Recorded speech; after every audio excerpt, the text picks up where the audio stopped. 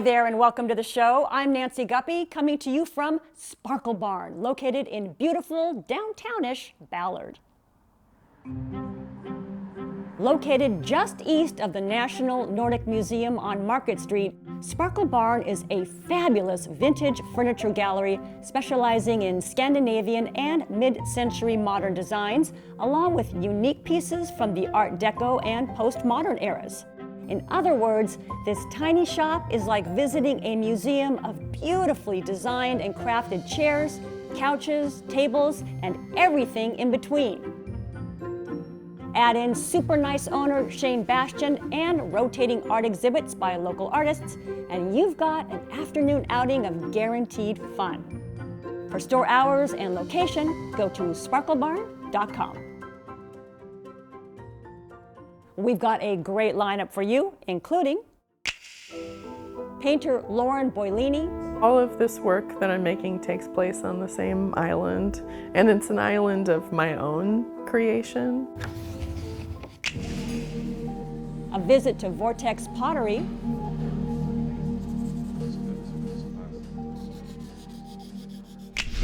Greg Roth's powerful documentary. One of the things you remember growing up is certain milestones, like you learn how to tie your own shoe. You don't have to rely on somebody else. And then you learn how to ride a bike. And the dulcet tones of the Carlile Family Band. And every word I love. And we'll begin with a visit to the back room of Sparklebarn, where Stefan Pawlowski practices the mid-20th century craft of Danish cord weaving.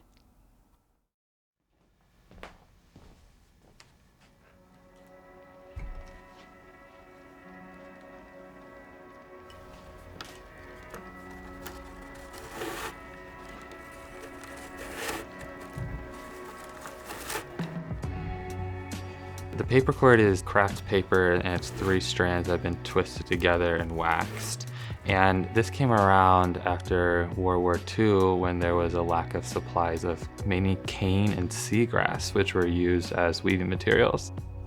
Fiber rush was invented after World War I because of the same reason, and that was founded in the States, but then the Danes decided to improve upon fiber rush.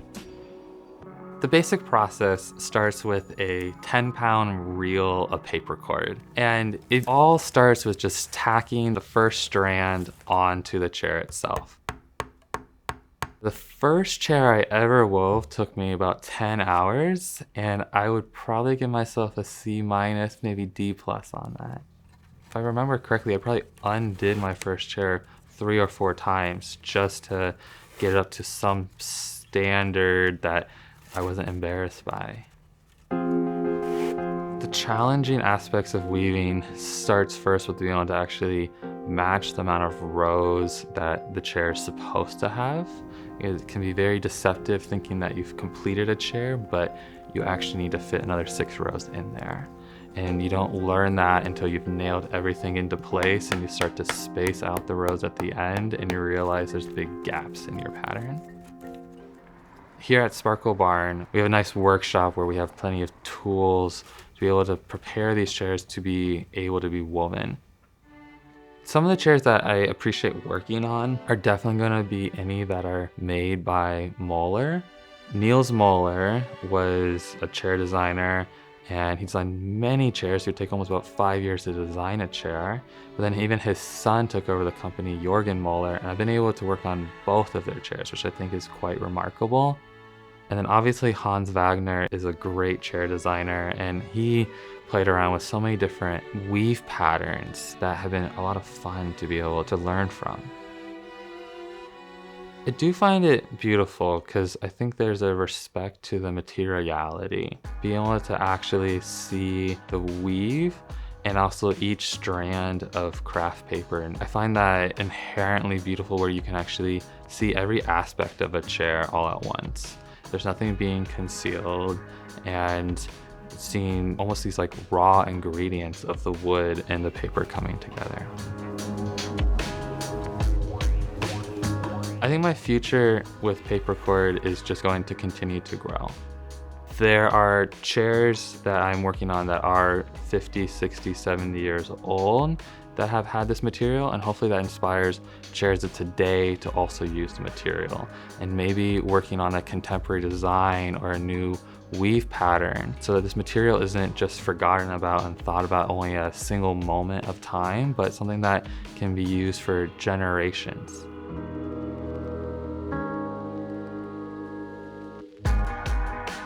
For more information about Danish cord weaving, contact Stefan at sparklebarn@gmail.com. Up next, 3 talented musicians share the story of how they became the Carlile Family Band.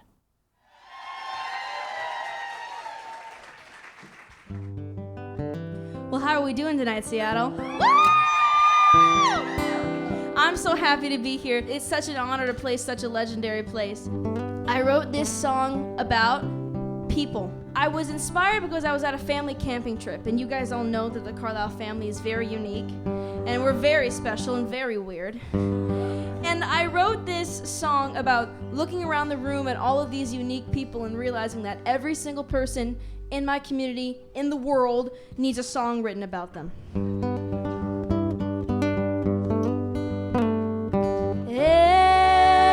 Everyone's a song,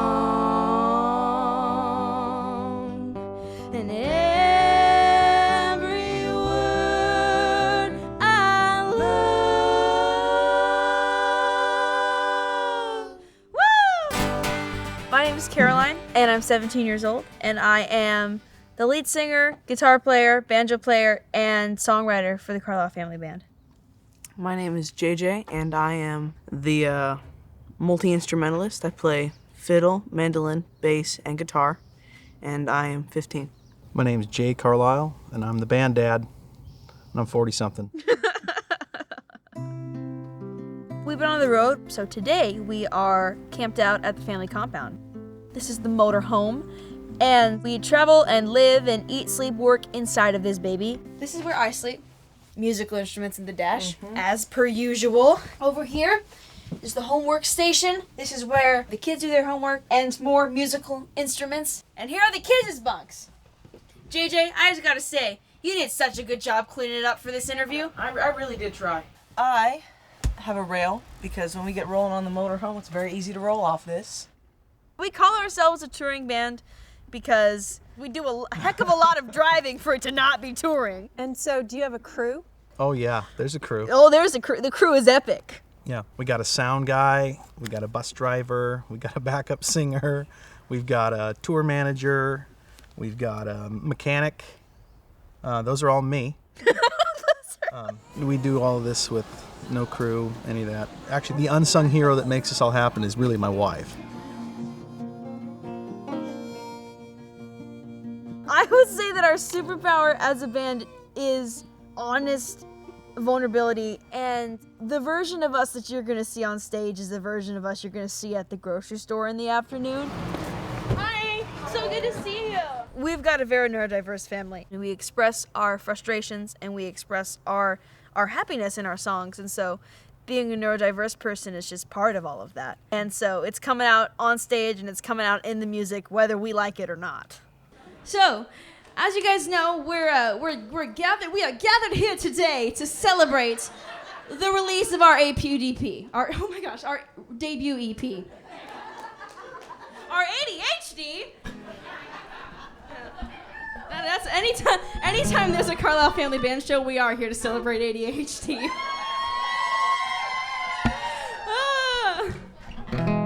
You know, it's funny and we can laugh at ourselves. Sometimes it can be really, it can be frustrating. I'm still most of the show pretty nervous, pretty anxious. Even setting up, I'm anxious, So I thought if I took this feeling and incorporated it into music, maybe that would help in some way or form. So I stayed up a night and just started writing, and then I just came up with this song, and I realized it really helped, and I just started playing it. I have anxiety. In the past, I wasn't coping with it very well, so I wrote this song to help cope with it. It's called Leftover Sentences.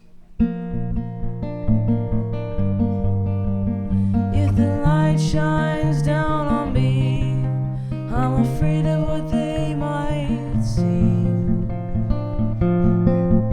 Some things are better left unsaid, so these leftover sentences stay in my head. So, Brandy Carlo is Dad's sister, so it's our aunt, and one of our biggest supporters from day one. Our music journey sort of started out as a hilarious joke to my dad because Aunt Brandy sent musical instruments like penny whistles and ukuleles with no frets to our house for Christmas one year. And you like to say that eventually the noise just turned musical. Yeah. Our music sort of grew out of this prank from, your sister for Christmas one year.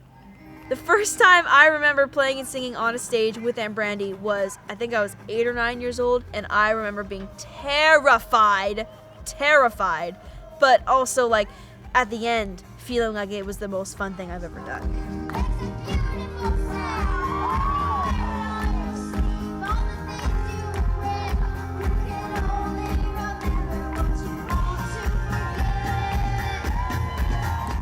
She was really inspired by music and really driven toward music way before she was ever good at any of it, but she loved it.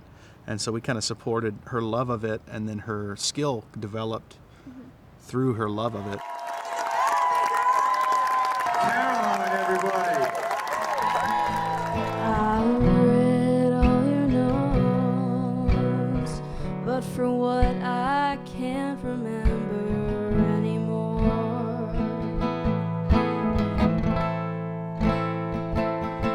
But I still read through that roller coaster searching for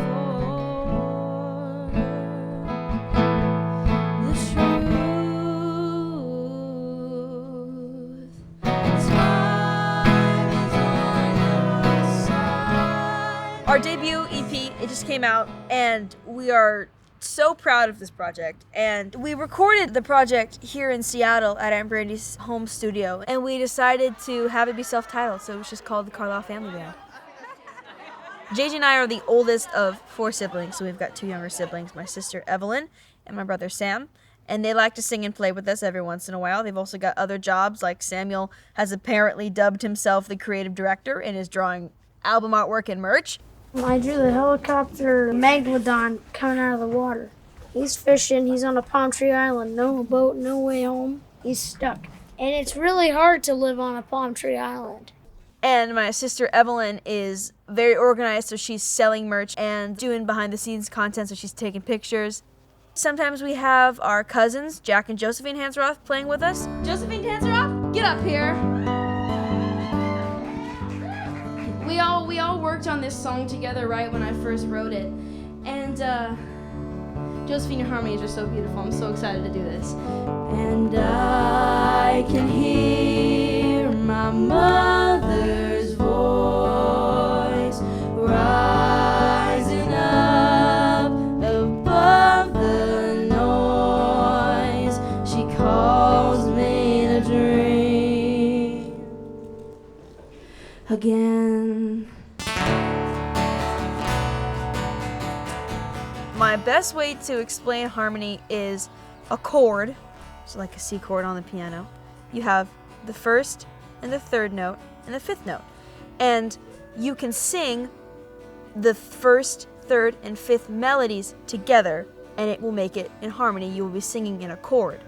And the way that we organize our harmonies is we imagine it like a highway. So basically, when we're working on harmonies for a song, everybody picks which lane they're going to drive in, and then they sing it.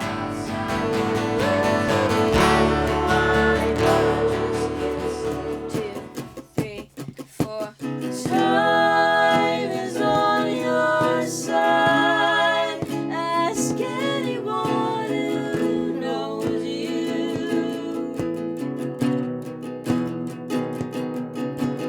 You can tell your eyes in any way you need to. I think family harmony is what it's all about when it comes to harmony singing. And there is something to be said that when you have the same compatible kidneys and blood running in your veins, that there's just something in the way that it vibrates that's different than anything else.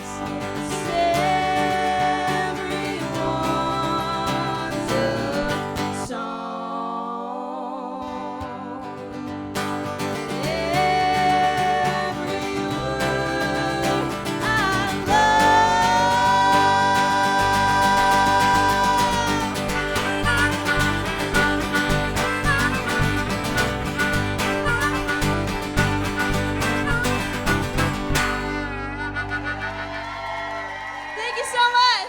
Thank you all. We're the Carlile Family Band, and we'll see you next time. Joe in front.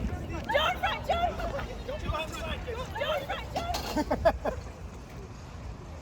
How much time we got? You got plenty of time. All right. Cool. Let's get it.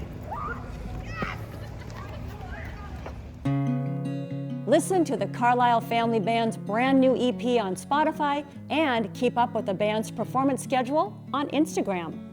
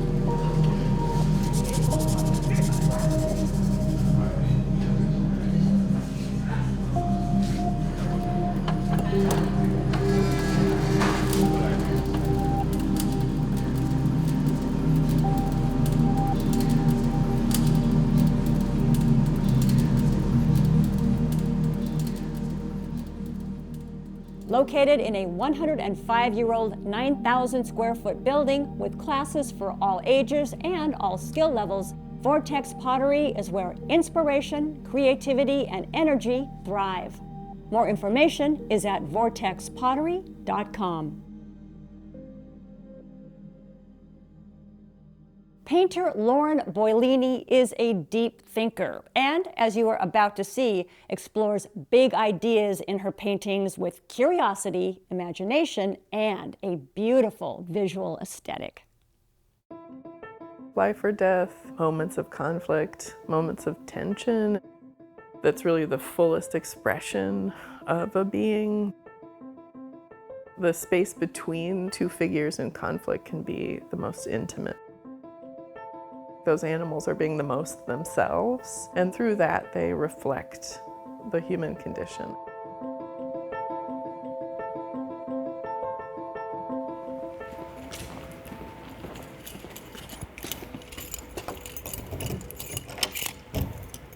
My work has to do with swarms of beings, groups, masses, feeding frenzies, murmurations, anything where bodies become like a repeated pattern that turns into a landscape of figures.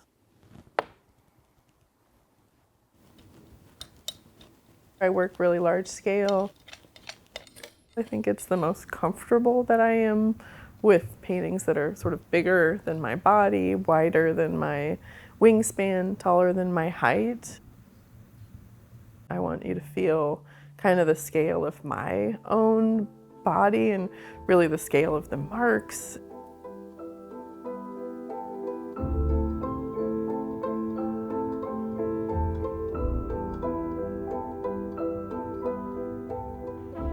All of this work that I'm making takes place on the same island, and it's an island of my own creation.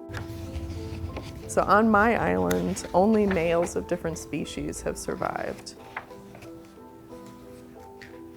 Some apocalyptic event has happened, or maybe it's a social experiment, just males of different species. There were men, there were monkeys, there were different kinds of mammals, there are birds, there are all kinds of insects. There's some marine life, but at this point, the men have all died off. I've kind of killed them off. They have nothing left to contribute. They kind of died first. Monkeys died next. And I'm kind of working my way through mammals into birds and then kind of looking at insects. And they're kind of feeding off of each other right now. And they're snakes too. The snakes are doing okay.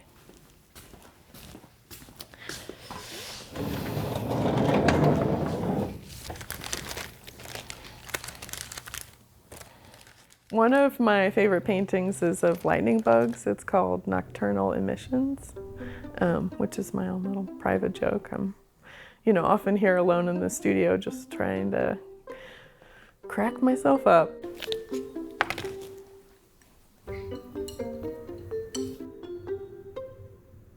If you know anything about lightning bugs, they glow, they blink, they kind of pulse like a very fluorescent green, fluorescent yellow. The males pulse in like a seductive pattern to kind of communicate to the females, and the females are like, okay, you're flying around, I get you, that's cool. I'm over here, I'm just gonna stay here, and like, I'll pulse back if I'm interested. So of course in my firefly paintings, those are all just the males, and they're just like pulsing infinitely, and they have no females to attract, and so they're just gonna like blink and blink and blink forever and ever until they essentially die off.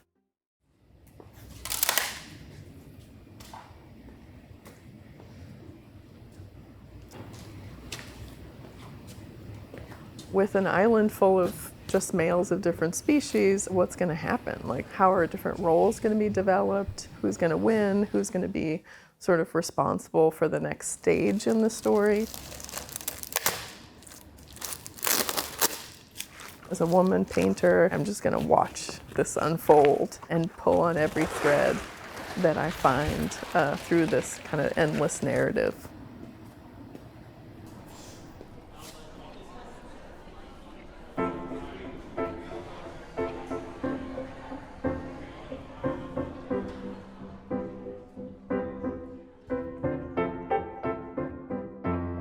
I hope when people see my work that they're drawn to the imagery, drawn to the scale, drawn to color, drawn to maybe the beauty in the violence of nature, and that helps them look at where it overlaps with human behavior.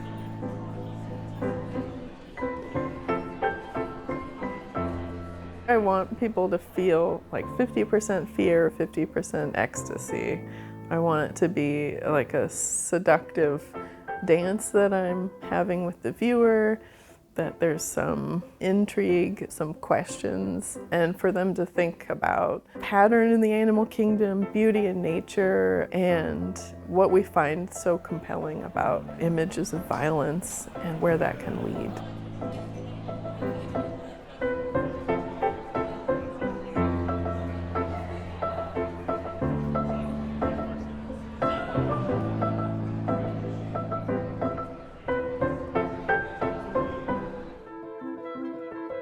See Lauren's work in the Nettie Finalist Group Show at the Benke Family Gallery in South Lake Union.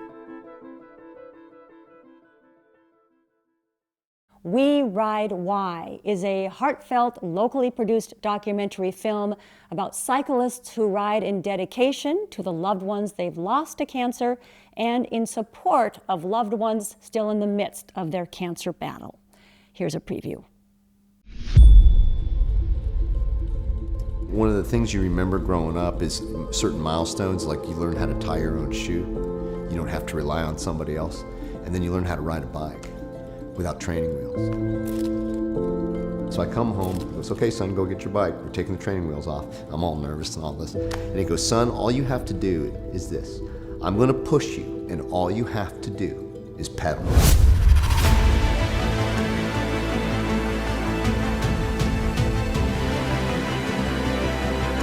It wasn't this over like, oh my God, devastating, I have cancer. To be honest, it was kind of like, it's okay, I got this.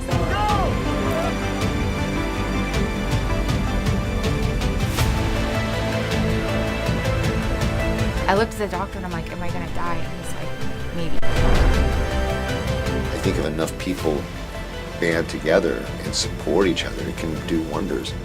We're here to help each other through our hard times.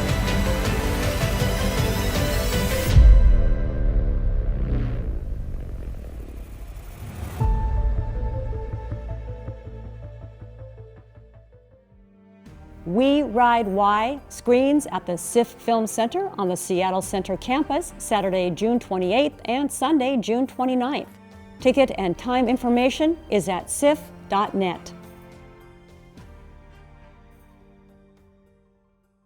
And that is a wrap. Big thanks to Shane Bastian and Sparklebarn for hosting us, and an equally big thanks to you for tuning in. We're going to take a little break for the summer, but we'll be back in August with a slate of fresh stories about art and the artists who make it. So until then, we hope you get out there, try something new, and experience the awesome, life-transforming power of art. We'll see you soon.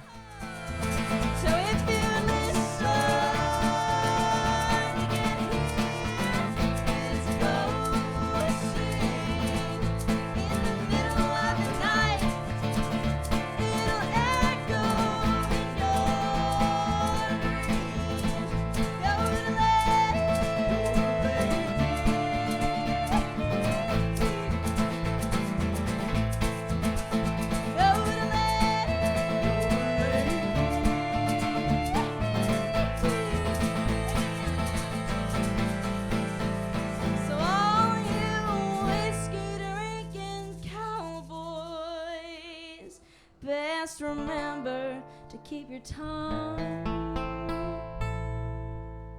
and you remember South Laredo and a life that ends in blood. Baby sister's got a brother, and he will live life on the run. And baby sister's got a temper too, with a shovel and a gun. So if you listen, you can hear this ghost sing in the middle of the night. It'll echo in your dreams. Go to bed.